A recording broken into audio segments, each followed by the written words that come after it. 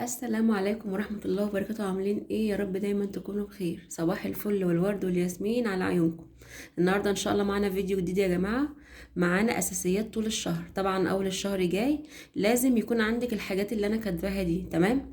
وطبعا كل واحدة بتختلف بقى الكمية اللي هي هتجيبها، يعني حسب الميزانية اللي موجودة عندك.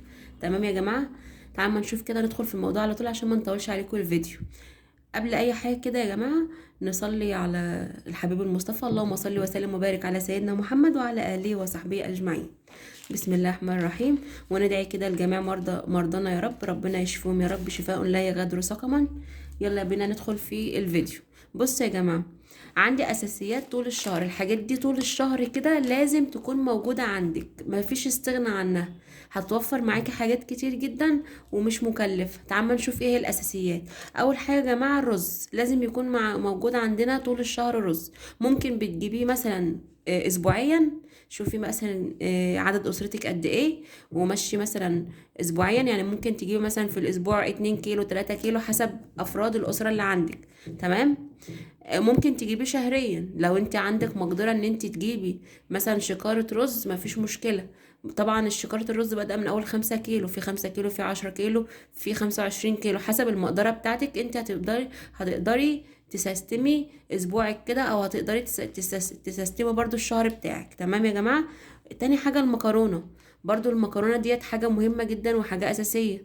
تمام. شوفي برضو جيبي كل مثلا اسبوع 2 كيلو مثلا، شكلي بقى يعني نص مثلا كيلو مثلا اللي هي الصغيرة. وعندك مثلا كيلو اسباجيتي، جيبها حتى سايبه يا جماعه، بتبقى فيها بركه عن الاكياس، وبتبقى سعرها موفر. مش عارفه بين ب25 جنيه الكيلو تقريبا او ب22 جنيه. اكتبوا لي برضه عندكم الاسعار، شوفوا لي الاسعار عندكم ايه، تمام؟ زي عندي كده ولا مختلف؟ عندي برضو هنا يا جماعه الفول. لازم نجيب كيلو فول مدمس. تمام، نجيب كيلو فول اللي هو الحبايه الكامله ده، ونعمل وندمسه. تمام. احنا طبعا مش هنجيب فطار بقى من بره كل يوم مثلا. فطار هتيجي تبص اخر الشهر هتلاقيك جايبه فطار مثلا ب 500 600 جنيه. تمام، ومش بيكفي. يا ريت بيكفي. بتجيبي مثلا ب 10 جنيه فول بيبقى حبه قد كده. لكن لما تيجي مثلا تجيبي كيلو فول وتدمسيه وتقومي حطاه في كيس تلاجة وحطاه في الفريزر، هيوفر عليكي كتير جدا. هتاخديه بقى فطار عشاء ساعات غدا. ماشي، يوم مثلا كده يوم شعبي غدا فول وبطاطس مثلا وبتنجان ولا حاجه، بيبقى حلو جدا. تمام. هنجيب برضو كيلو فول مدشوش اللي هو هنعمل بيه الطعميه يا جماعه. برضو يبقى عندي الفول والطعميه، هيوفر عليها في الفطار وفي العشاء. تمام. وعلى فكره الكيلو والكيلو هيعمل معاكي كميه كبيره جدا ما شاء الله يعني. بالفول، بالكيلو الفول مش عارفه ممكن يخش له في 50 جنيه ولا 60 جنيه يا جماعه. وده برضو مش عارفه نظامه ايه، برضو نفس النظام. تمام. السعر شوفوا برضو انتوا عندكم الاسعار ايه، اكتبوا لي في الكومنتات. هتيجي تبص هتلاقي يعني جايبه مثلا مش هيعدوا، قولي مثلا 100 جنيه فول مدمس وفول مدشوش ب 100 جنيه. هتيجي تبص هتلاقي موفره اخر الشهر، هتلاقي موفره 500 600 جنيه اقل حاجه. تمام، في الفطار وفي العشاء. طيب، هنجيب يا جماعه برضو كيلو لحمه مفرومه. قبل كده كنت عاملكم فيديو ان كنت جايبه كيلو لحمه مفرومه. شوفوا يا جماعه الفيديو ده، اتفرجوا عليه، موجود عندي بالقناه. تمام. من خلال كيلو اللحمه ده بصراحه هيفك عليك كتير قوي. يعني هتعملي اي خضار هتقوم حاطه 3 معالق 4 معالق كده في الخضار، هيبقى طعمه حلو جدا. بس طبعا نحطها بنكون بنيجي مثلا نقفل على الخضار خلاص ويستوى، نقوم حاطين عليه 3 4 معالق كده يدي طعم حلو قوي. بشوفوا الفيديو ده على فكرة مفيد جدا ومهم، وهتستفادوا بيه كتير جدا. تمام. اللي بعد كده يا جماعة كرتونة البيض. تمام، طبعا مفيش استغنى عنها. شوفي بقى كرتونة البيضة هتكفي معاكي قد ايه. جيبي مثلا كل اسبوع جيبي نص كرتونة. تمام. عندك امكانية ان انت تجيبي كرتونة كاملة، مفيش مشكلة، جيبي كرتونة كاملة. برضو اي وقت زنقة ولا حاجة تعملي البيض برضو هيبقى حلو. لو هتعملي مثلا شوية شكشوكة هتعمليه كده، بيبقى بصراحة مفيد جدا في البيت برضو. وانت حسب الميزانية بتاعتك. يعني ممكن تجيبي مثلا في الاسبوع جيبي مثلا نص كرتونة. عندك ميزانية والامور الحمد لله متيسرة معاكي، جيبي كرتونة اما تخلص جيبي غيرها. تمام. القمح. طبعا القمح ده يا جماعه اللي هو البليله، جيبي لك كيلو قمح كده اللي هو البليله ده، ونقعيه في الميه مثلا. تاني يوم يا جماعه سووه. تمام. وشوفي بقى يعني ما شاء الله على الفوائد اللي هتبقى موجودة عندك، يعني مغذي جدا جدا جدا. وتقومي جاية مسوياه وحاطاه برضو كده مثلا في التلاجة عندك، يجي مثلا تسخني شوية على شوية لبن، بصراحة بيبقى طعمه حلو جدا وكمية غذاء رهيبة. تمام. طبعا دي الحاجات بتاعت الشتاء، عشان ديت يعني البليلة والحاجات دي بتدفي وبتبقى حلوة قوي في الشتاء، خصوصا ان احنا بنبقى برضو محتاجين نشرب او ناكل حاجات سخنة في الشتاء يعني وكده. كل سنه وانتم طيبين. الزيت والسكر، طبعا الزيت برضو ما فيش استغنى عنه. شوفوا بقى مثلا لو انتوا بتجيبوا التموين، مشوا نفسكم على التموين اللي انتوا بتجيبوه.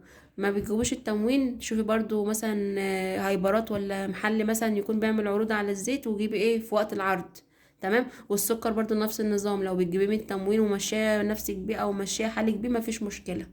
ما فيش مثلا مش بتجيبيه من التموين، شوفي برضو يعني كل اسبوع مثلا شوفي اللي يكفيكي، جيبي مثلا كيسين 3، حسب ما يكفيكي برضو في طول الاسبوع او طول الشهر، وايه وظبطوا اموركم عليه.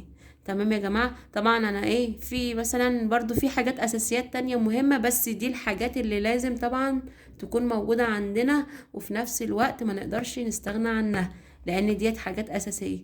وطبعا كل واحد اعلم بظروفه. تمام.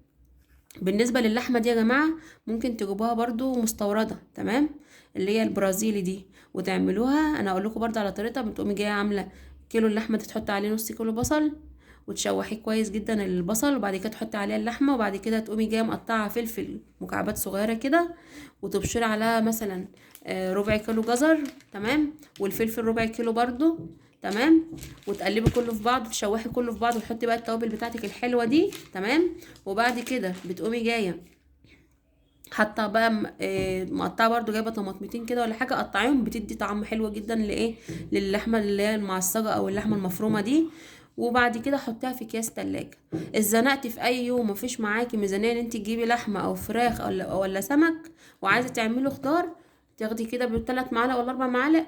اما تيجي خلاص تعملي مثلا صينيه بطاطس، تعملي كوسه، تعملي بسله، تعملي باميه، تعملي اي نوع من الحاجات اللي فيها الصلصه دي او اللي فيها الخضار، هتقومي جايه حاطه 3 معالق كده، وانت بتقفلي على على الحاجه، وانت بتقفلي مثلا على صينيه البطاطس او الكوسه او اي حاجه. تمام يا جماعه. ما تعملوهاش، ما تحطهاش في الاول عشان ما تتوهش في قلب الصلصه، حطها في الاخر كده. تمام. وجربوها بجد وطعمها حلوه جدا ومغذيه. شوفوا بقى انت مثلا امكانياتك لو امكانياتك ان انت تجيبي لحمه برازيلي مفيش مشكله، امكانياتك ان انت تجيبي كيلو لحمه مفرومه ده بلدي، جيبيها مفيش مشكله. هي اللحمه البلدي موجوده عندي ب 380. تمام. اللحمه المستورده موجوده برضو عندي ب 250 جنيه الكيلو. تمام يا جماعه. قولوا لي برضو انت اسعاركم هناك، يعني في كل بلد بتبقى برضو مختلفه عن التانية، وعرفوني الاسعار في الكومنتات، علشان نبقى نعمل ميزانيات مع بعض ان شاء الله. يا رب لو الفيديو عجبكم كده يا جماعة، ما تخلوش بقى عليا في اللايك والاشتراك في القناة عشان يوصلك كل جديد. أسئلة يا جماعة عايز يكلمكم. جماعة اعملوا لماما لايك يا جماعة. ماشي. استودعكم بقى في الله، واسيبكم في رعاية الله وحفظه. مع السلامة. يا رب يكون الفيديو مفيد لكم يا رب، وربنا يحسن ما بين ايدينا جميعا. ودايما كده ندعي يا جماعة، برضو نذكر ربنا كده واحنا بنعمل الاكل، عشان يكون الاكل فيه بركه برضو، وربنا يبارك لنا في حياتنا يا رب، واسترها معانا جميعا يا رب. اسيبكم بقى في رعايه الله وحفظه. مع السلامه.